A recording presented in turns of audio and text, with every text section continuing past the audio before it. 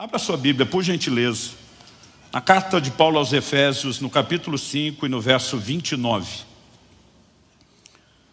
Efésios capítulo 5, verso 29. O apóstolo Paulo diz: porque ninguém jamais odiou o seu próprio corpo. Ao contrário, o alimenta e cuida dele, como também Cristo faz com a igreja. Eu quero tomar esse versículo como ponto de partida e uma espécie de trilho para falar do cuidado do corpo. É a temática que nós estamos abordando. Paulo diz: ninguém jamais odiou o próprio corpo. Ele diz: o alimenta, outras versões dizem o nutrem e cuida dele. Existe um cuidado. E ele vai falar que Cristo cuida do seu corpo, que é a igreja. Mas hoje, quando a gente fala da igreja como corpo místico de Cristo, é um aspecto. Enquanto Nosso Senhor esteve na terra, encarnado, Ele cuidou do seu corpo. A Bíblia faz questão de mencionar Jesus dormindo, descansando, se alimentando, bebendo, sem contar, que nem de longe você consegue classificá-lo como sedentário. Quando você olha as distâncias que Nosso Senhor se locomovia, e há uma série de inferências. Para a Bíblia dizer que Jesus, com 40 dias de jejum, teve fome, isso significa que o nível de reserva de gordura corporal dele era bem menor. Eu estou encerrando na virada de hoje para amanhã mais um desses jejuns de 40 dias e já é a minha 7ª experiência. Eu nunca tive fome. Essa fome que a Bíblia diz, quando cessam, esgotam-se as reservas de gordura, eu nunca cheguei lá, porque aqui, meu amigo, tem reserva. Então isso significa que Nosso Senhor era assim um shape, talvez do pastor Marcelo, para menos. Fique em pé, Marcelo, você realmente está de parabéns. Mas eu acho que não está nessa reunião o Níquel, Ele estava no primeiro culto. O Níquel é o nosso modelo. O último jejum que ele me acompanhou, ele começou com 69 quilos. Tem a minha altura. O Dr. Aldrin estava monitorando ele. Com 25 dias de jejum, ele já tinha 7% de gordura no corpo. Na última semana, diminuiu para menos de 3%. A gente ficava todo dia: e aí, tá bem? Tá bem? Estou bem, graças a Deus. Eu imagino Jesus mais ou menos melhor do que você como Níquel. Vamos usá-lo aqui. Então, quando você olha toda a perspectiva, Jesus cuidou do seu corpo físico e cuidava com uma mentalidade que é o que eu quero abordar aqui. Eu tive um privilégio que muitos de vocês não tiveram. Nasci num lar cristão. Fui consagrado a Deus desde o momento em que nasci. Meu primeiro presente foi uma Bíblia. Fui instruído, orientado no caminho do Senhor. Tive uma experiência forte com o Senhor Jesus desde bem cedo. Desde a minha adolescência, todas as minhas escolhas foram pautadas não apenas pelo entendimento da palavra, mas por uma experiência forte com o Espírito Santo. Ou seja, durante anos, eu sempre dizia publicamente que eu vivia uma vida sem arrependimentos, que eu não tinha nada para dizer assim: eu carrego um arrependimento. E nos últimos anos eu passei a retificar essa afirmação. Hoje eu posso dizer que eu tenho um grande arrependimento, uma dor. Não tenho entendido o que eu vou compartilhar com vocês antes. Eu gostaria de ter compreendido isso antes e tenho lutado para repartir esse encargo com o maior número possível de pessoas. Como foi dito, eu mostrei vestindo aquela calça. O meu recorde de peso foi 153 quilos. Hoje, estou quase 70 quilos abaixo desse peso. Mas a ideia não é apenas pensar e olhar para essa estrutura do peso. Eu lembro quando eu estava assim no auge, eu recebi a visita de uma amiga querida nossa, a pastora Rosellen, lá da Itália. Isso deve ter acontecido na virada de 2007 para 2008. Porque eu lembro que eu estive com eles em 2003, 2005, 2007, meio que a cada 2 anos. E ela veio nos visitar, ela chegou em casa acompanhada de uma discípula, de uma amiga que era médica.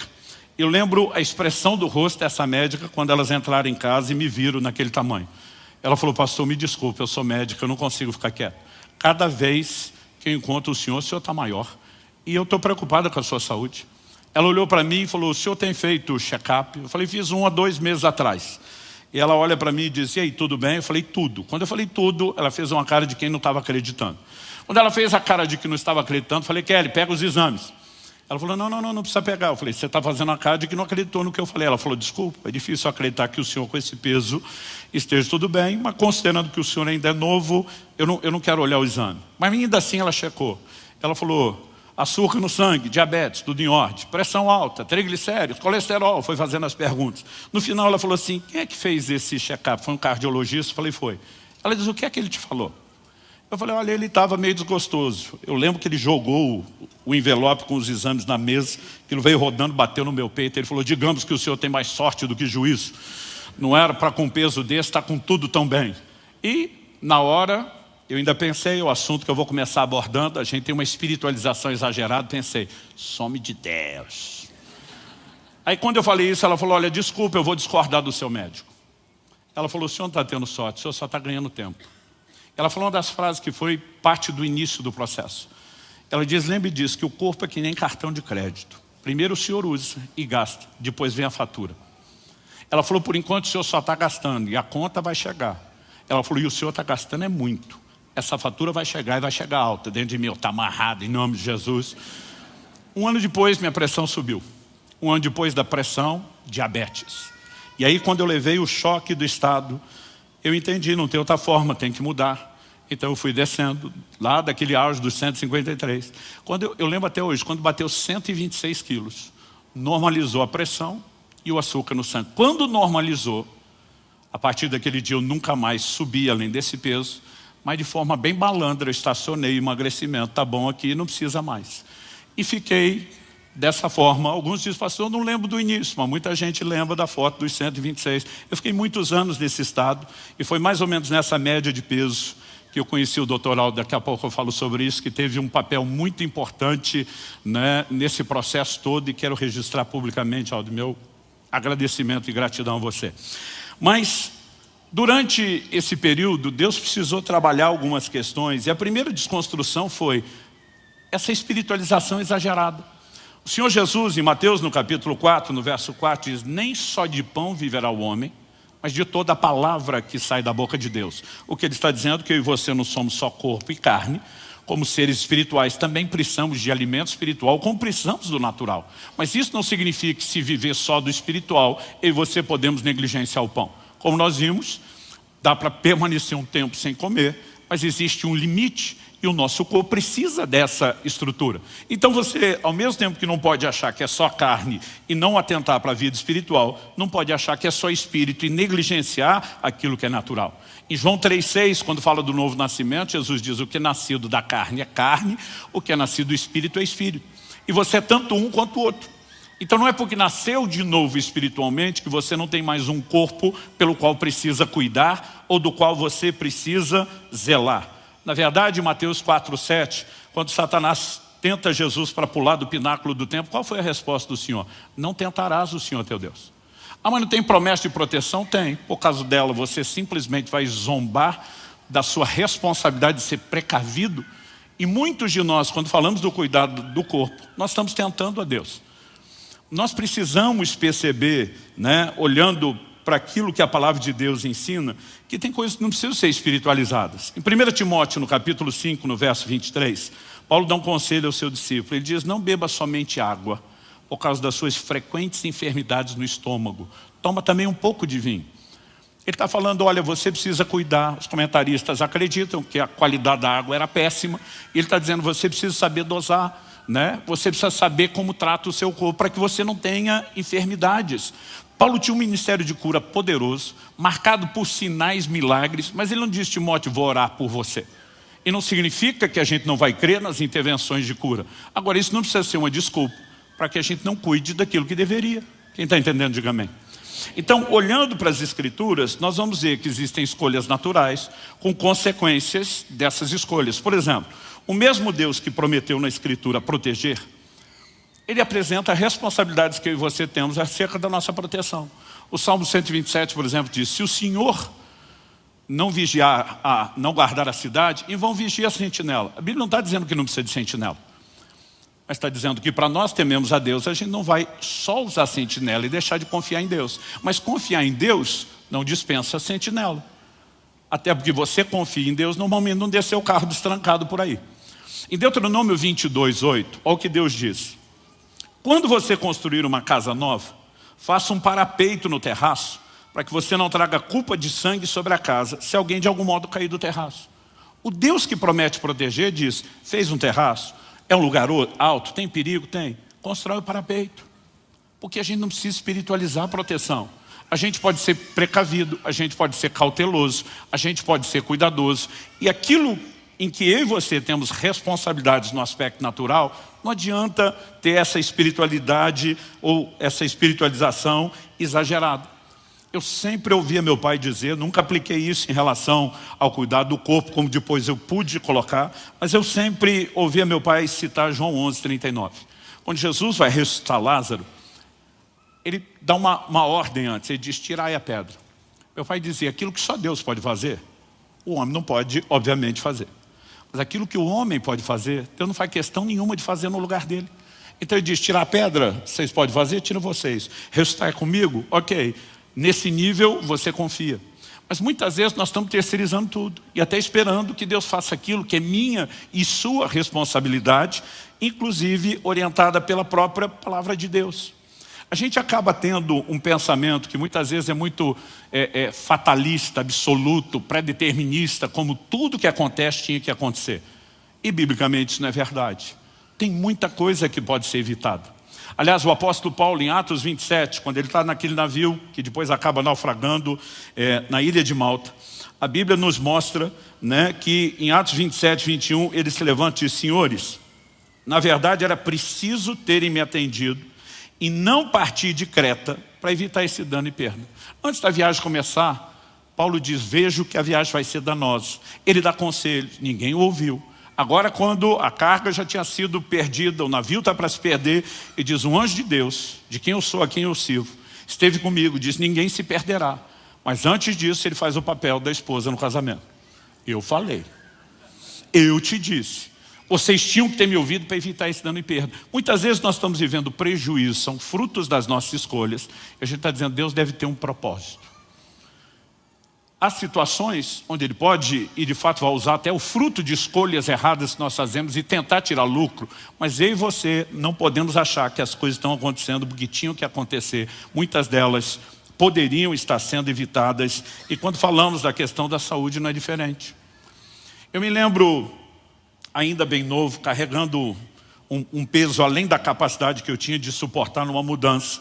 Eu peguei uma caixa cheia das louças, das cerâmicas, né? A gente era, acho que tinha 1 ano e pouco de casado, era a minha primeira mudança depois de casado, e aquele tipo de louça que você não usava, você guardava para as visitas, que pode ser que apareça e usa, mas assim, era o xodó da Kelly. E eu, na hora de pegar, eu tive todo o cuidado, né? Eu flexionei as pernas, eu mantive as costas eretas, mas quando eu peguei a caixa e comecei a carregar, eu vi que não ia suportar o peso. E eu mal dei alguns passos, eu falei, não dá. Só que se eu largasse aquilo, as louças arrebentavam. E querendo poupar o prejuízo da louça, eu simplesmente abaixei rápido para pôr no chão. Eu ouvi o estalo das costas, eu não consegui mais levantar do chão. Eu tive uma ou algumas hérnias de disco, passaram a pinçar o ciático. Eu fiquei 15 dias na cama, quase 1 mês sem conseguir andar. Aquilo foi um processo delicado. O ortopedista que eu fui me consultar era da igreja. E ele, depois de todos os exames, ele olha para mim e diz, pastor, nem cirurgia resolve o seu problema. Ele falou para o senhor entender a gravidade. Ele disse, ou o senhor aparece com uma dessas histórias que conta no púlpito, ou a sua vida estará e a sua mobilidade limitada por resto da vida. Não há o que faça que garanta que você volte ao normal. Eu lembro que eu falei para ele, o senhor vai ouvir a história. E Deus de fato fez um milagre, não só um. Eu tive 3 intervenções diferentes de Deus na minha coluna. Na terceira, Deus falou algo que na época eu não entendi com a clareza, hoje faz todo sentido. Ele me disse assim, eu não vou suspender para sempre as leis da natureza em seu favor. Ou seja, mesmo intervindo, Deus está dizendo, você pode fazer a sua parte. Normalmente, todo aquele dano nas costas era falta de cuidado, seja na hora de carregar aquele peso, ou o tanto de peso que eu mesmo carreguei durante muito tempo. Então, nós precisamos de uma mentalidade correta e fugir dessa espiritualização exagerada. Quem está entendendo, diga amém. Segundo lugar, falei dessa ideia de um fatalismo, né, que a gente cria. E é comum você ver crentes e até não crentes, quando alguém morre, dizer assim, pois é, quando chega a hora, como se tivesse hora marcada para todo mundo morrer. Então não existe nada que possa ser feito para viver mais, e não há nada que possa ser feito para viver menos. Isso não é verdade. Olha o que diz Eclesiastes, capítulo 7, verso 17. Não seja demasiadamente perverso, nem seja tolo, porque você morreria antes da sua hora. Agora, se há uma hora certa, que não tem jeito de evitar, por que é que a própria Escritura perguntaria para alguém, por que é que você vai morrer antes da hora? E está dizendo que isso seria fruto das escolhas. Então nós não podemos achar que cada pessoa que morreu, morreu porque era a hora e não tinha nada a ser feito. Então significa que se alguém suicidou, tinha que acontecer, não tinha outra forma, era daquela maneira. Nós começamos a entrar num terreno que não é só perigoso, mas é uma relativização que prejudica todo mundo. A Bíblia tem promessas, e a Bíblia mostra que se eu e você cumprimos esses princípios, nós podemos prolongar os nossos dias. Um exemplo de vários. Paulo escreve aos Efésios, cita um dos 10 mandamentos: honra teu pai e tua mãe, para que tudo te vá bem e sejas de longa vida sobre a terra. Significa que quem honra pai e mãe vive mais. Mas se é uma hora marcada, que diferença faz honrar ou não honrar os pais?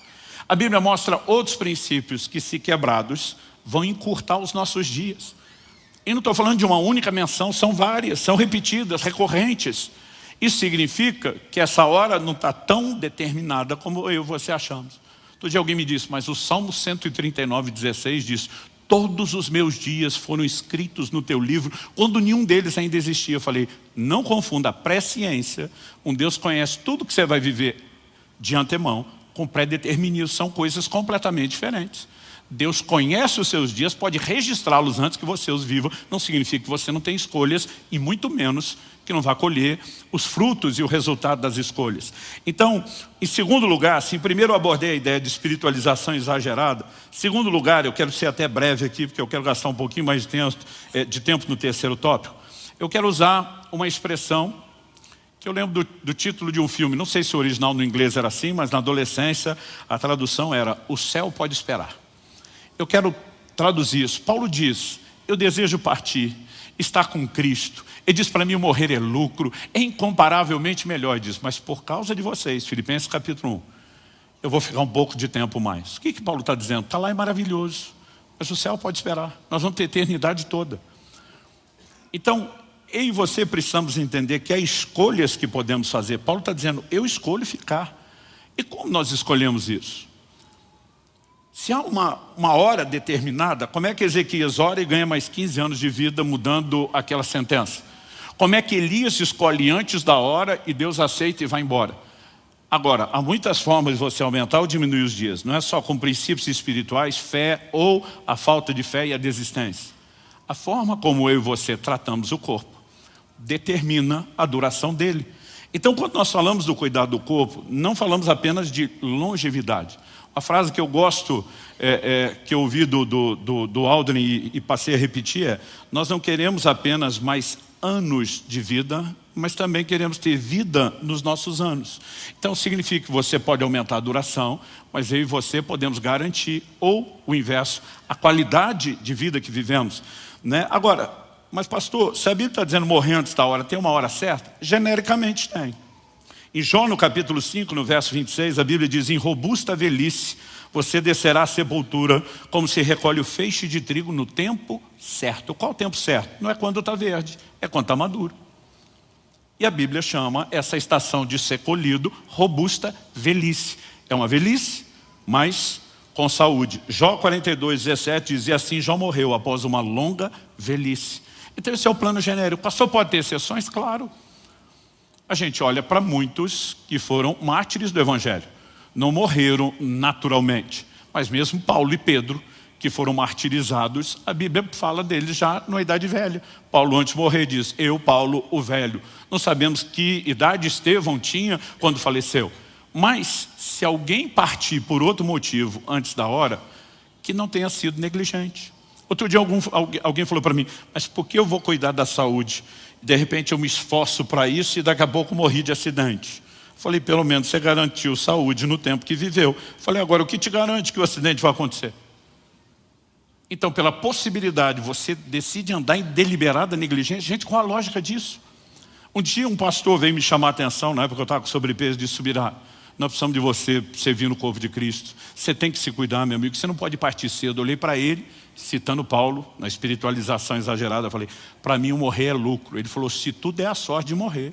Porque quando não se cuida como você, a maioria não consegue morrer de cara não. Vai para uma cama, vive uma vida miserável, incomoda a família. E de repente aquilo começou a me assustar. Falei, eu nunca pensei nesse outro lado. Mas a verdade é que o céu pode esperar. Então, se eu e você entendemos o que é a hora certa e qual a nossa responsabilidade, as coisas vão mudar. Um pastor me confrontou mais ou menos em 2013. Ele me olha, estava na fase 2, não era o auge do peso, ali dos 126 quilos. Ele falou: Luciano, você já ouviu falar de um avivalista chamado Robert Murray M'Cheyne? Falei: já. Um escocês, chacoalhou a Escócia, foi um instrumento de Deus. Ele falou: você sabe qual é a frase mais famosa dele? Falei: a mais famosa não sei dizer, eu já coloquei nos meus livros algumas citações do M'Cheyne. Ele falou: bom, se você não sabe a mais célebre, então, se você não consegue classificar é porque você não conhece a frase. Eu falei: qual é? Ele falou assim: você sabia que esse homem de Deus chacoalhou a Escócia, morreu aos 29 anos? Falei: não. E sabe o que ele disse no Lei de Morte? Respondi: não. E diz, a frase foi essa, abre aspas, cito: Deus me deu um cavalo e uma mensagem. Eu matei o cavalo e já não posso levar a mensagem. Um ministério poderoso foi abortado por uma condição de saúde que poderia ter sido evitada. Aos poucos, essas pancadas que produziram hematomas menores na época foram fazendo sentido junto e teria o seu resultado, impactante na hora certa. Pastor, ok, não podemos viver de espiritualização exagerada, o céu pode esperar, já entendi esses dois aspectos. Quando falamos de cuidados, quais são os cuidados necessários? Então me deixa apresentar de uma forma muito resumida algumas coisas que eu tenho entendido. A primeira delas diz respeito à nossa responsabilidade. Em 1 Coríntios, no capítulo 6, se você puder, abra lá comigo. 1 Coríntios, capítulo 6, a partir do verso 13, o apóstolo Paulo diz assim, vou ler do 13 ao 20. Os alimentos são para o estômago existe para os alimentos. Mas Deus destruirá tanto o estômago quanto os alimentos. Porém o corpo não é para a imoralidade, mas para o Senhor, e o Senhor para o corpo. Deus ressuscitou o Senhor e também nos ressuscitará pelo seu poder. Vocês não sabem que o corpo de cada um de vocês é membro de Cristo? Será que eu tomaria os membros de Cristo e os faria membros de uma prostituta? De modo nenhum. Ou não sabem que o homem que se une à prostituta forma um só corpo com ela? Porque, como se diz, os dois se tornarão uma só carne. Mas aquele que se une ao Senhor é um só espírito com ele. 18. Fujam da imoralidade sexual. Qualquer outro pecado que uma pessoa cometer é fora do corpo. Mas aquele que pratica imoralidade sexual peca contra o próprio corpo. Será que vocês não sabem que o corpo de vocês é santuário do Espírito Santo que está em vocês? E que vocês receberam de Deus? E que vocês não pertencem a vocês mesmos? Porque vocês foram comprados por preço. Agora, pois, glorifiquem a Deus no corpo de vocês. Então Paulo migra do assunto de alimentação e passa a falar do corpo que um dia será ressuscitado. Ou seja, mesmo que você envelheça, que o pó volte ao pó, que o corpo se decomponha, na perspectiva divina ele é eterno, porque será ressuscitado, será parte do ser integral em toda a eternidade. E a Bíblia começa a enfatizar o quê? O corpo que hoje é templo do Espírito Santo, ele precisa de zelo e cuidado. Parte do cuidado envolve não pecar contra o corpo, e aí ele vai abordar a ideia da imoralidade. Mas basicamente a lógica apresentada nos versos 19 e 20 é: você não pode fazer o que quer com o corpo, porque o corpo não é seu. A ideia de redenção, que é a nossa mensagem de salvação, fala de um resgate que se dá por meio de uma compra. Por isso o apóstolo Pedro diz, não foi com prata ou ouro que vocês foram resgatados da forma de viver. Então, Apocalipse afirma, que Cristo nos comprou para Deus. A partir do momento que ele comprou, ele se torna o nosso dono. Esse é o entendimento do senhorio de Cristo que nós proclamamos. Agora, se ele é o dono do nosso ser integral, espírito, alma e corpo. É por isso que nós temos que zelar pela vida espiritual, precisamos zelar pelas nossas emoções e precisamos zelar pelo corpo. O corpo não é nosso. Então a pergunta é: que direito eu e você temos de produzir dano ao templo do Espírito? Em 1 Coríntios, no capítulo 3, no verso 16, Paulo fala que nós somos o santuário do Espírito Santo, mas no 17 diz assim: se alguém o destruir, falando do santuário que é o corpo, Deus o destruirá.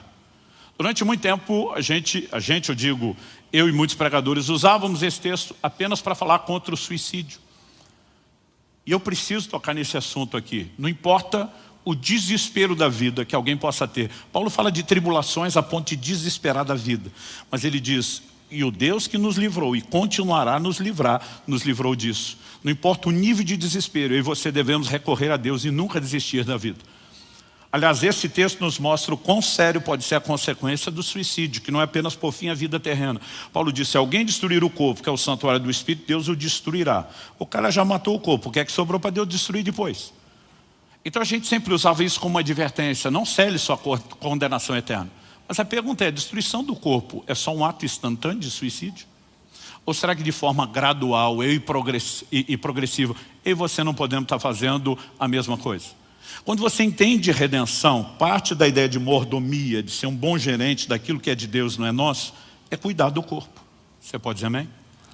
Esse cuidado envolve a maneira como relacionamos com o mundo espiritual, com os princípios, não entregando a imoralidade ao corpo. Mas também envolve elementos como o cuidado da saúde. Então me permita falar de alguns cuidados necessários dentro dessa perspectiva, não só de quem quer ter saúde, mas eu e você precisamos entender o zelo que nós precisamos ter para com aquilo que é de Deus. E o tópico número 1 que eu preciso abordar rapidamente aqui diz respeito à questão da alimentação. Muitas vezes a gente não percebe o quão sério isso pode ser, não só no natural, mas mesmo na mescla com o mundo espiritual. Qual foi o lugar onde o homem cede lá na primeira tentação no Éden? A tentação não se limitava à comida, mas vem mascarada por trás da comida, porque Satanás sabia o poder que isso teria. Quando Esaú vende o seu direito de primogenitura, vendeu pelo quê? Por um prato de lentilha. O livro de Números diz no capítulo 11 que quando o povo tem saudade do Egito, o lugar da escravidão de onde Deus os libertou, qual era o elo emocional com a escravidão? Saudade da comida. Quando você olha para o próprio Jesus sendo tentado por Satanás no deserto, qual foi a primeira tentação? Transforma essas pedras em pães. A comida está sempre por lá. Em Filipenses 3, Paulo fala daqueles cujo Deus é o ventre. Ou seja, uma idolatria, algo concorrendo com o lugar de Deus e que diz respeito à forma como eu e você nos relacionamos com a comida. Eclesiastes capítulo 10, verso 17 diz, feliz é você, ó terra, cujo rei é filho de nobres e cujos príncipes se sentam à mesa a seu tempo para refazer as forças e não para se embriagar. Outras traduções dizem, não para se banquetear. Então é fato que quando Deus fez o alimento, Ele não nos deu apenas uma fonte de nutrição. Ele cria o paladar, Ele deu também uma fonte de prazer. Mas todos os prazeres que Deus nos deu devem ser usados com sabedoria e moderação. Deus também deu ao homem lá no Éden uma esposa e queria que o homem tivesse deleite espiritual, emocional e físico que envolve a vida de intimidade. Mas o mesmo Deus estabeleceu padrões, limites. É por isso que você vai ler em Hebreus, no capítulo 3, no verso 4, digno de honra entre todos seja o matrimônio, bem como o leito sem mácula, porque Deus julgará os impuros e adúlteros. Então existe limite. Paulo diz, cada homem tem a sua própria esposa, cada mulher tem o seu próprio marido para fugir da imoralidade. Então o deleite sexual é a ideia de Deus, mas tem limites. Se for vivido fora dele, a coisa vira bagunça. A mesma Bíblia que ensina descanso, que não pode ser negligenciado, fala contra a preguiça. Eu e você precisamos entender que não dá para transitar de um extremo para o outro dizendo é tudo a mesma coisa, porque não é. Então, há momentos onde eu e você precisamos reconhecer qual é a hora de um banquete, um deleite, mas nem toda refeição tem que ser festa e deleite. O Senhor Jesus, quando envia os discípulos, diz, comei de tudo o que puserem diante de vocês. Gente, durante anos, para mim o texto de Jesus era comei tudo. É sério, eu nunca parei para pensar, comer de tudo é a variedade de alimentos. Muitas vezes eles chegariam em lugares para pregar o evangelho, onde as pessoas ofereceriam algo, e culturalmente, hoje isso é um problema menor do que na antiguidade, ou menor aqui no Brasil do que em outros países. Se você recusa o alimento, você fechou a porta ao evangelho, né? Então Jesus disse, comer de tudo. Durante anos eu acreditava que era comer tudo. Aliás, quando repetia, porque eu não só comia de tudo, mas de tudo dobrado, quando eu repetia, eu ainda tentava dar a base bíblica. Eu dizia, o anjo acordou Elias para comer, ele dormiu, então tirar uma cesta depois da comida é bíblico. E eu dizia, o anjo acordou e ele disse, come de novo. Um dia eu falei isso, o homem de Deus estava do meu lado e falou, mas ele andou 40 dias depois, quanto é que você vai andar depois dessa segunda refeição? Eu emudeci, fiquei quietinho, e a vontade era dizer, desculpa ter nascido, ter falado, comentado, mas muitas vezes a gente perde a perspectiva. Gente, eu continuo tendo um profundo apreço pela comida. A diferença é que a gente tem que pensar, nem toda refeição é banquete. Nem todo dia você precisa comer tanto ou comer de tudo.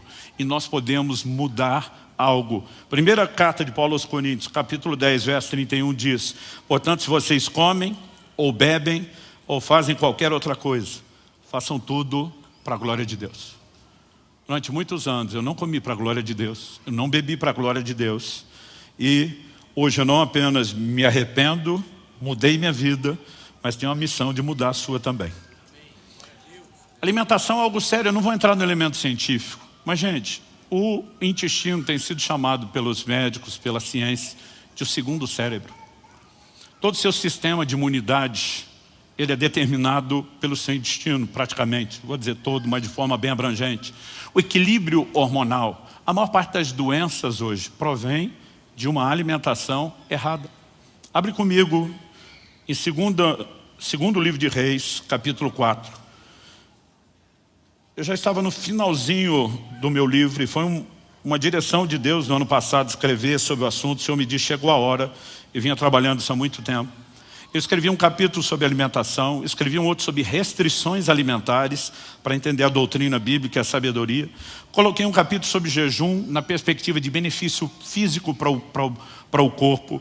Mas mesmo depois de ter falado tanto, eu me lembro que coincidiu, entre aspas, a leitura bíblica minha do dia. Eu estava em 2 Reis, capítulo 4. Eu vou ler do 38 ao 41. A Bíblia diz, Eliseu voltou para Gilgal, e havia fome naquela terra. Quando os discípulos dos profetas estavam sentados diante dele, Eliseu disse ao seu servo, põe a panela grande no fogo e faça um cozido para os discípulos dos profetas. Então um deles saiu para o campo a fim de apanhar ervas, e achou uma trepadeira silvestre. A maior parte das traduções mais antigas especifica colossíntidas. E colhendo os frutos, encheu sua capa com eles. Voltou para casa, cortou os frutos em pedaços e os pôs na panela, mesmo sem saber o que era. Eu quero destacar isso. Mesmo sem saber o que era. O que eram? Verso 40. Depois deram de comer aos homens. Enquanto comiam do cozido, gritaram, morte na panela, ó homem de Deus. E não puderam comer. Mas Eliseu disse, tragam farinha. Ele a colocou na panela e disse, sirva as pessoas para que comam. E já não havia mal nenhum na panela. O Espírito Santo chamou minha atenção lendo esse texto e disse, preste atenção nisso. O que é que aconteceu aqui? Eu falei para ele, pause. Fui atrás de todos os comentários bíblicos, materiais de estudo, para entender o que eram as colossíntidas. Nunca parei para pensar nisso. As colossíntidas, elas tinham uma propriedade laxante. Usada em pequenas quantidades, podiam ser medicamento para o intestino. Mas numa quantidade maior, elas poderiam produzir muito mais do que o desandado do intestino. Alguém poderia sangrar até a morte. E quando eles gritam morte na panela, não era algo simbólico, era literal, tanto que ninguém podia mais comer.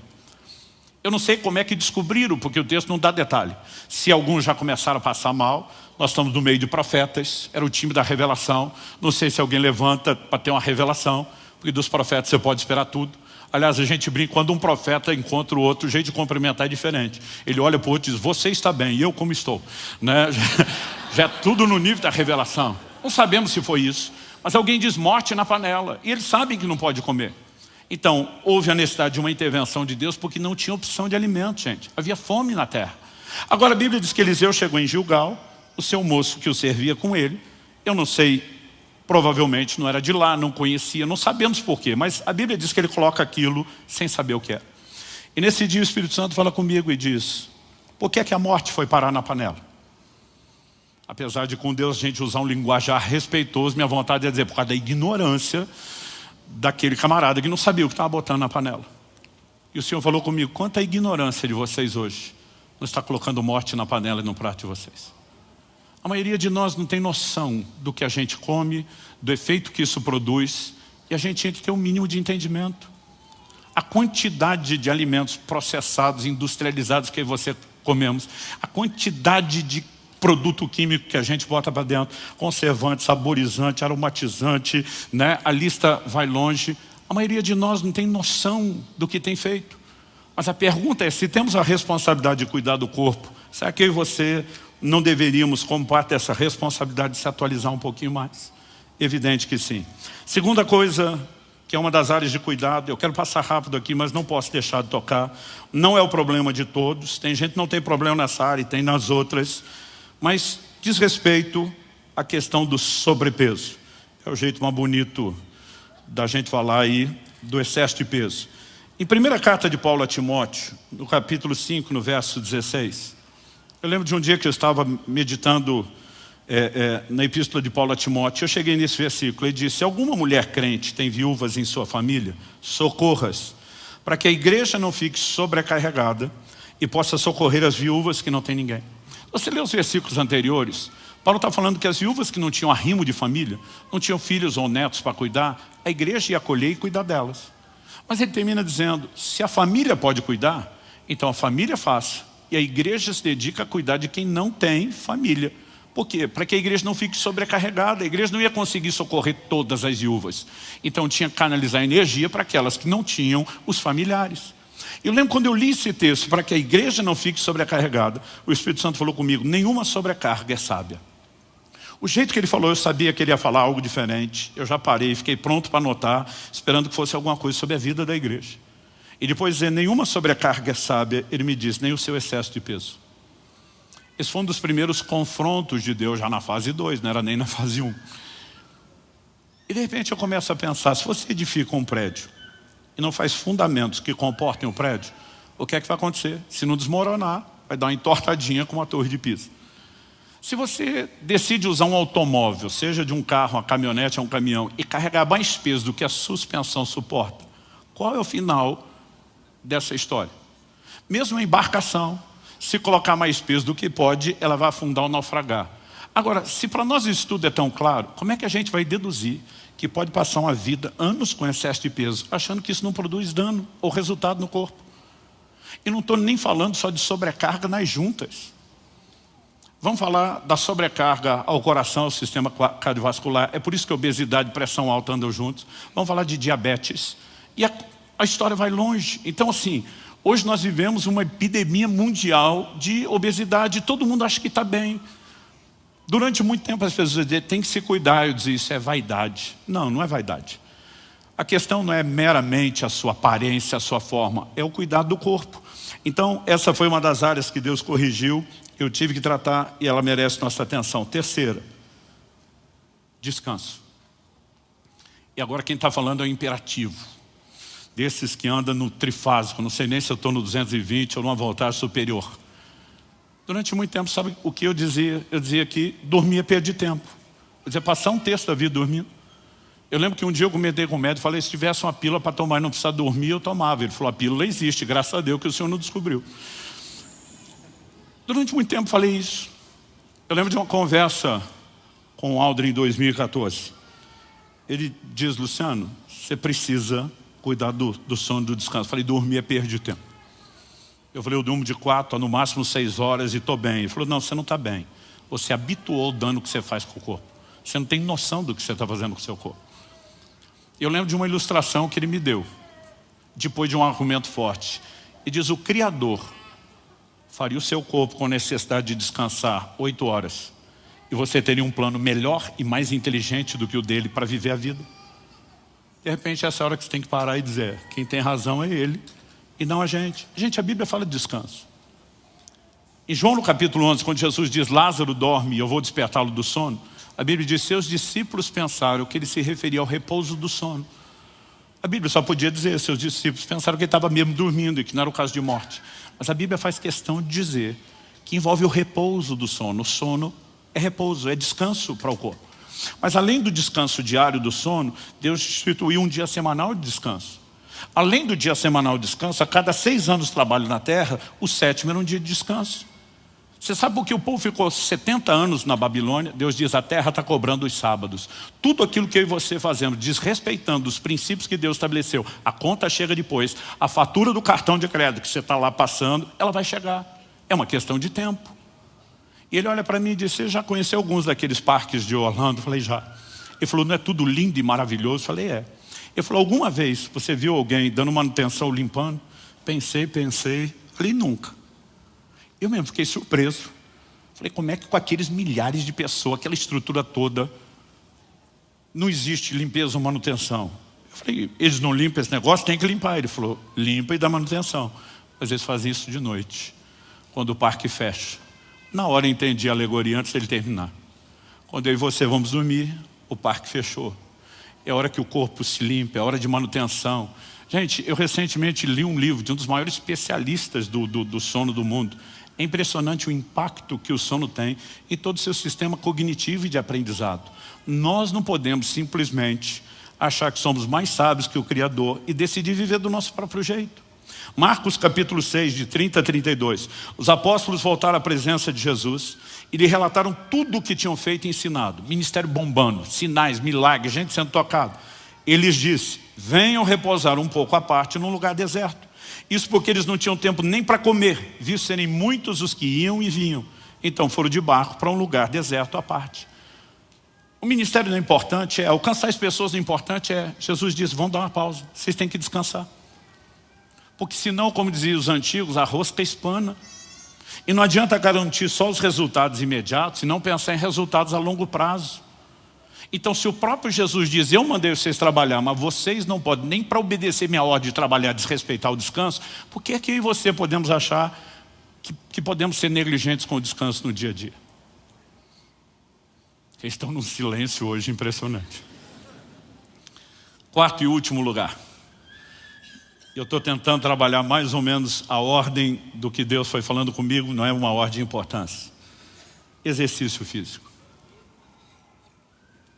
Primeira carta de Paulo a Timóteo, capítulo 4, versos 7 e 8. Exercite-se pessoalmente na piedade, pois o exercício físico tem algum valor, mas a piedade tem valor para tudo, porque tem a promessa da vida que agora é e da que há de vir. Bom, eu li na Nova Almeida atualizada, mas as versões mais antigas do próprio Almeida, como por exemplo a revista e atualizada, em vez de dizer que o exercício tem algum valor, Almeida diz assim: para pouco é proveitoso. Outras traduções vão variar, mas a ideia é dizer algo parecido, né? Tem pouco proveito, e assim vai. Durante muito tempo, assim como o versículo que diz lá: comei de tudo, eu achava que era comer tudo e não de tudo, eu sempre li esse versículo dizendo, como se ele estivesse dizendo, que o exercício físico não tem valor. A Bíblia não está dizendo que não tem valor. Ele diz que ele é de pouco proveito. Pouco proveito se você pensar no quê? Na comparação, no contraste que ele está fazendo com a piedade. Ele está dizendo: eu quero que vocês exercitem na piedade. Porque a piedade tem mais proveito que o exercício físico. Ele diz porque ela tem a promessa da vida agora e da que há de vir. Então a piedade impacta a sua vida terrena e a eterna. O exercício só impacta a sua terrena. Não vai impactar a sua vida eterna. Eu lembro que outro dia alguém perguntou para o Aldrin: mas se eu comer errado e morrer mais cedo, eu vou deixar de ir para o céu? Ele falou: não, talvez vá para lá mais rápido.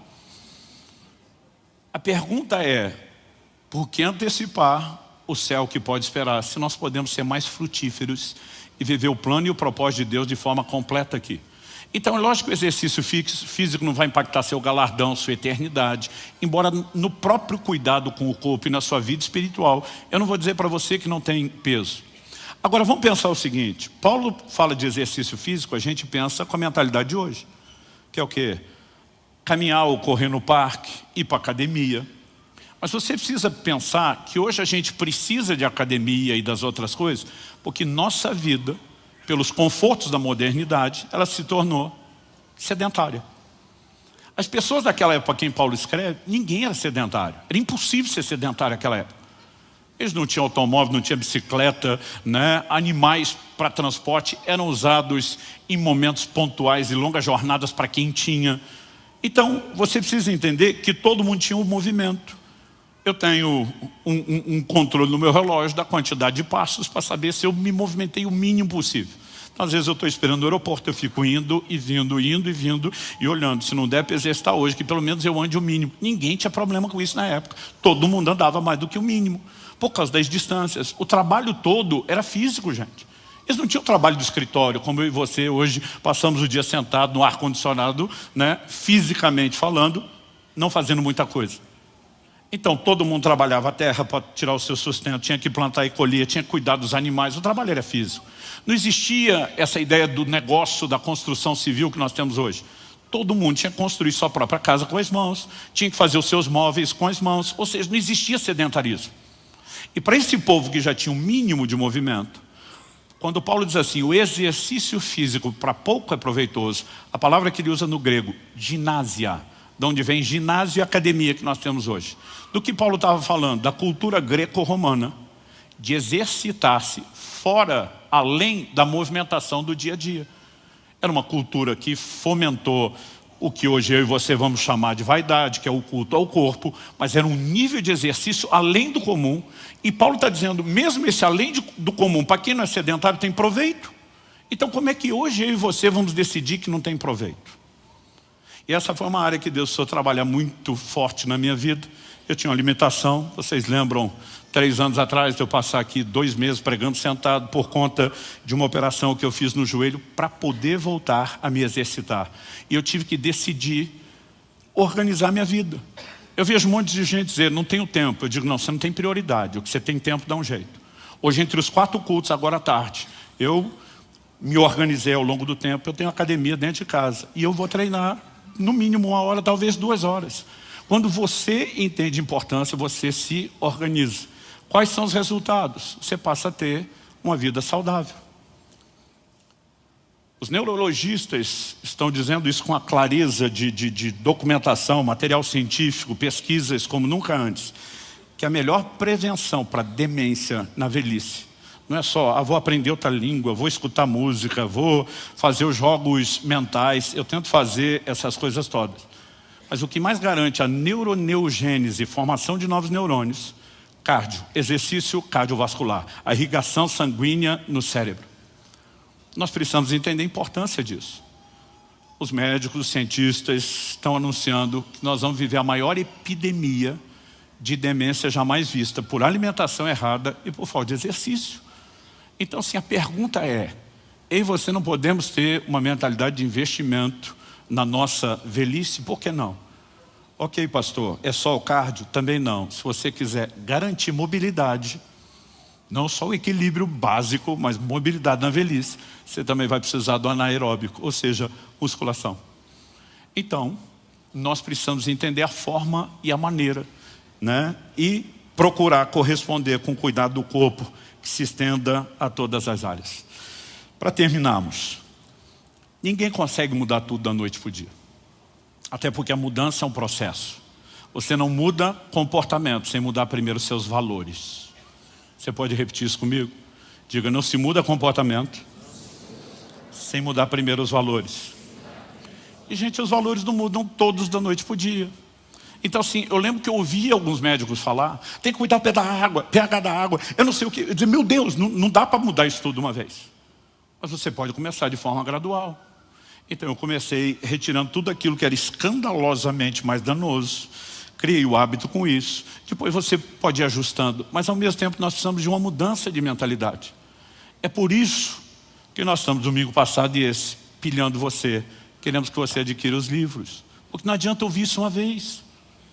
Eu me lembro quando em 2014 eu conheci o Aldrin, sentei na frente dele para uma conversa, fiz o exame, eu brinco que ele tem uma máquina, um scanner lá que parece coisa espiritual, de tanto detalhe que revela da sua vida, dos seus hábitos. E quando terminou, estava na fase 2, dos 120 e tantos quilos. Falei, doutor, muito ruim? Ele falou, melhor do que eu esperava, olhando o seu tamanho e o seu peso. Mas ele olha para mim e diz assim, graças ao ortomolecular que te pegou 2 anos e meio atrás, te passou a suplementar com isso e isso. Eu pensei, como é que ele sabe o tempo e o que eu estou tomando? Eu falei, não pode, que o senhor viu isso tudo nessa máquina. Ele falou, a máquina acusou a resposta de melhora e percebendo o seu peso e o resto dá para imaginar que você não cuida tanto de si, então a gente elimina e entende que essa curva foi uma mudança alimentar. É onde eu tinha começado. Mas naquela hora ele olha para mim e eu falei, não, realmente, minha mentalidade vem mudando, eu comecei a entender isso, aquilo. Ele olha para mim e diz, Luciano, eu sou um pregador. Além de médico, também sou pastor, um pregador. Não prego tanto quanto você nessa agenda intensa, mas prego. Ele falou, para mim, algo frustrante. Me diz se você partilha do sentimento. É ver gente que vem à frente no apelo, chora, diz, eu vou mudar. Mas no meio da semana já esqueceu aquilo. Eu falei, realmente é frustrante. Ele falou, pois é assim que eu me sinto com você do outro lado da mesa. Deus está trabalhando em mim, eu vou mudar. E daqui a pouco você sai daqui e parece que não vai lembrar mais nada. E aquilo me chocou, porque ele me pegou pelo gancho emocional. Mas ele olha para mim e diz, você concorda se esse povo que chora lesse mais a Bíblia e ajudar a consciência deles para mudar o comportamento? Eu falei, sim. Ele falou, pois é, então eu vou te pedir algo, leia a minha Bíblia. o mim, entre aspas, era: comece a entender um pouco mais de saúde, comece a entender o impacto que isso vai ter sobre o seu corpo. E a partir dali, ele começou a me dar uma bibliografia extensa de materiais que eu passei a ler. Pastor, o senhor quer que eu leia isso tudo? Não, é por isso que a gente está entregando tudo resumido de mão beijada para você. Mas tem sido anos estudando área após área, né? E eu decidi, mesmo não sendo minha área de formação, eu falei: eu vou ler todo esse material médico, eu preciso entender essas coisas, porque senão eu nunca vou funcionar como deveria. Então, o processo de mudança de mentalidade, entendendo o que a Bíblia diz, o que a ciência diz, impressionante que essas coisas não se contradizem, como muitos que professam a fé acham, começou a gerar uma mudança. A mudança de mentalidade foi gerando uma mudança de comportamento. Eu não mudei tudo da noite para o dia. Eu oscilei subidas e descidas, nunca igual de peso como antes. É lógico que nos últimos anos tem um fator atenuante, né? Um período desses de 40 dias de jejum vão 16, 17, às vezes 8 quilos, né? Principalmente você fazendo isso, treinando. Então tem hora que eu subo um pouquinho antes de começar, recupero depois. Mas aos poucos as coisas foram se organizando dentro de mim, mas por causa de uma mudança de valores. Então o que eu espero? Hoje eu quero trazer um alerta. E eu quero tentar mostrar para você que o assunto merece mais do que a sua atenção hoje. E eu, honestamente, quero te encorajar a não apenas levar os livros. A gente não quer distribuir livro. Nós queremos que você leia, releia, releia, até que isso entre dentro de você e te ajude a mudar de vida. E dessa forma honrar a Deus. Você pode dizer amém? Eu quero encerrar com um testemunho que foi, de todos, acho que o golpe fatal que me acordou e me chacoalhou. E que dá o argumento final da mudança de pensamento aqui para arrematar. Finalzinho de 2013, acho que foi novembro, eu conheci um homem de Deus, pastor Paulo Canuto. Eu ouvia falar muito dele andando pelo Brasil, nas minhas viagens à Europa. Tu me perguntava: conhece Paulo Canuto? Falava das experiências dele. E finalmente nós dois seríamos preletores numa conferência. Falei: minha chance de conhecê-lo. Eu ia pregar na quinta à noite, sexta de manhã eu ia embora. Ele ia pregar só no sábado, eu não iria ouvi-lo. Então, quando terminou a reunião, tinha uma janta para os preletores. O pessoal da igreja fez uma comida mais saudável do que o normal. Mas de todo mundo ele foi o que fez o menor pratinho. Eu só para puxar assunto, conversa, né? Era mais aquele quebra-gelo, eu não queria falar daquilo. Eu falei para ele: está se cuidando, hein? Quando eu falei: está se cuidando, hein? Ele olha para mim e pergunta: quantos anos você tem? Quando alguém com mais de 60 anos te perguntar a idade, ele vai te dar um sermão. Pode ter certeza. Quando ele perguntou: quantos anos você tem? Eu falei: lá vem. Eu na fase 2, mas bem robusto, respondi: 43, 41, estava a fazer 42. E ele falou: não, estou perguntando sua idade, porque quando eu tinha 44 anos de idade eu morri. Eu falei: você o quê? Ele falou: morri. Eu falei: como assim morreu? Ele falou: morri, eu tenho o laudo médico da minha morte. Ele aponta para Eva, a esposa dele, e diz: ela é minha testemunha, estava comigo lá. Não é toda hora que você encontra alguém que morreu e consegue conversar com ele. Eu, curioso, olhei: me fala um pouquinho mais sobre isso. Ele falou: meu corpo entrou em falência aos 44 anos de idade, múltiplo. Me reanimaram 4 vezes, 5 vezes. Nas primeiras 4 eu voltei, na quinta eu não voltei mais. Falei: como é que você sabe que não voltou? Ele falou: porque eu me vi saindo do corpo. E da 4ª para a 5ª vez, tudo que acontece na sala, eu estou vendo fora do corpo, meu corpo deitado. Ele falou: meus detalhes batem, a minha versão bate nos mínimos detalhes, a da minha esposa e do médico. Ele falou: eu vi que horas eram quando ele assinou o laudo, e o laudo confere com o horário que eu vi. Eu vi o que ele falou quando tirou a minha aliança e entregou para minha esposa. Os dois ficaram pasmos quando eu contei a história. Eu falei: eu vi tudo. Eu estou impressionado. Eu falei: e aí? Ele falou: e aí que Jesus apareceu atrás de mim. Quando aquela presença apareceu, eu já sabia que era ele. Ele diz: eu não sentia permissão de encará-lo, mas antes dele falar, ele falou: eu já sabia que era ele. Ele chegou pertinho de mim, do meu ouvido, e sussurrou: você é um suicida. Quando eu ouvi aquilo, eu já sabia para onde ia essa história. Foi um soco no rim, como falo na linguagem do boxe. E eu estava assustado com aquilo, mas ele continua e diz que o Senhor Jesus falou assim: eu tinha um plano extraordinário para a sua vida, mas você o abortou, porque nunca cuidou do seu corpo. Quando ele falou isso, eu falei: para, sem pisar nos ovos, vamos direto no assunto. Tu era gordo, tipo, fala comigo na real. Ele falou: não, meu problema era comer menos do que deveria, jejuava sem sabedoria nenhuma, não dormia, toda noite era uma vigília. Ele falou: eu dormia 2, 3 horas para orar, para buscar Deus. Viajava a pregar o evangelho sem me dar descanso, meu corpo não suportou. Eu estou diante dele, como diriam meus amigos, os cariocas da Baixada. Caraca! Eu estou impressionado com aquilo. Ele falou, calma, calma que fica pior.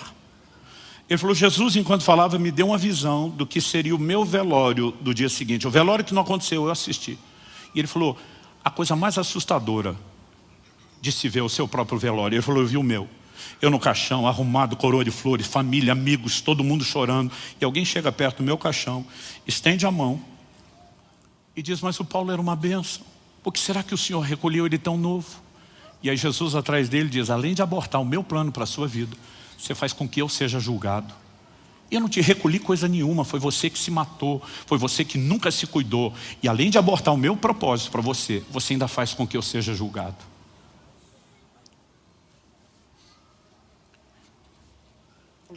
Eu levantei daquela mesa.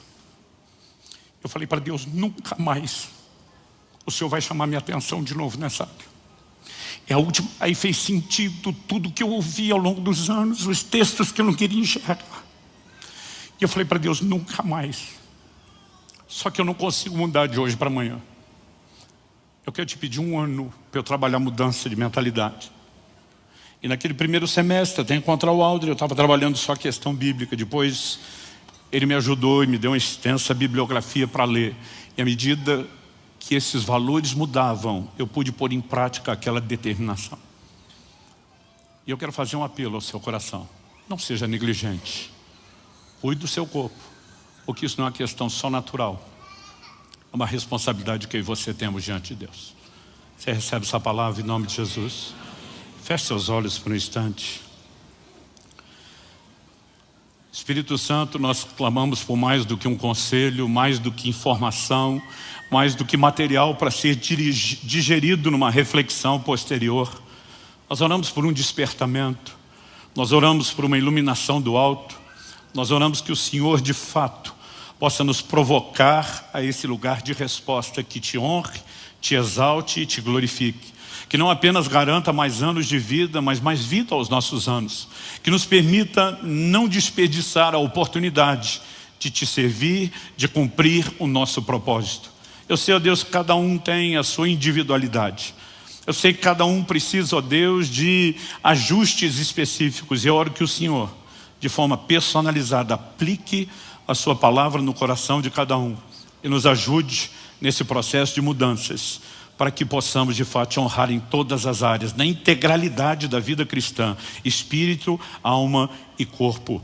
É a minha oração, por cada um dos meus irmãos e irmãs nesse lugar, por aqueles que nos acompanham pela internet, ao vivo ou posteriormente com essa palavra gravada. Eu oro pelo início de uma nova história, em nome de Jesus e para a glória de Deus.